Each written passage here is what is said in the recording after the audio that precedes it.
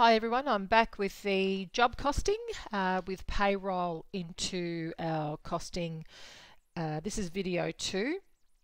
So what we did in video 1 is we looked at setting up the locations, and then we also matched, also we're adding in the sub-customer, which we're going to match the locations to the sub-customer. That way you can get 2 different types of reporting as well.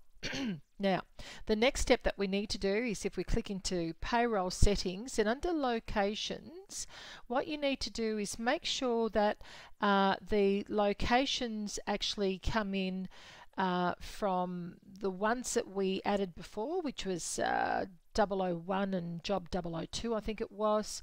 If I just scroll up, as you can see, we've only just got the one main location in there, which is this one here, which is the name of the business.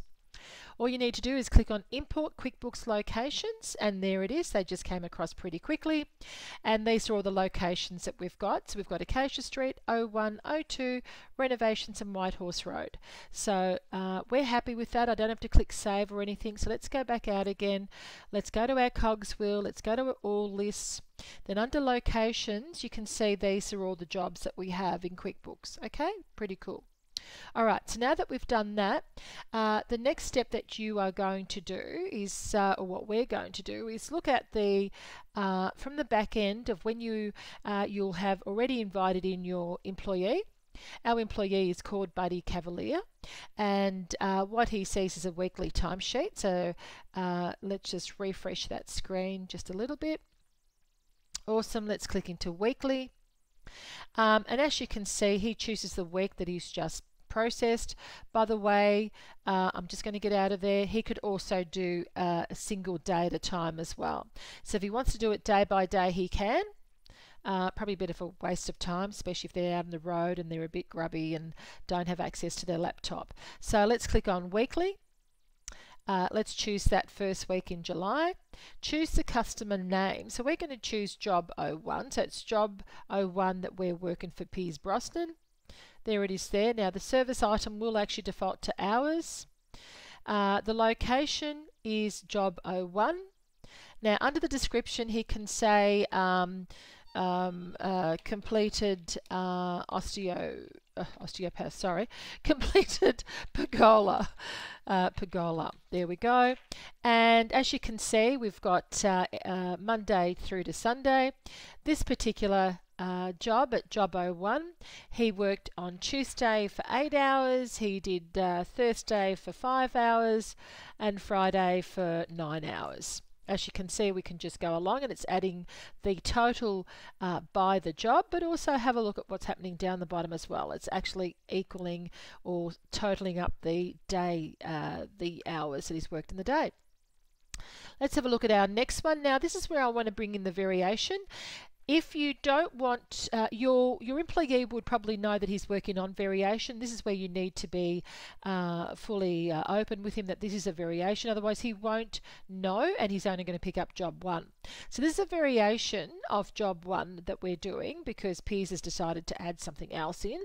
So we've already quoted and we've already got that variation already approved. So we're going to choose variation 1, but we are only going, yes, of course, the hours, but we're just going to choose job 01 because it's related to job 01.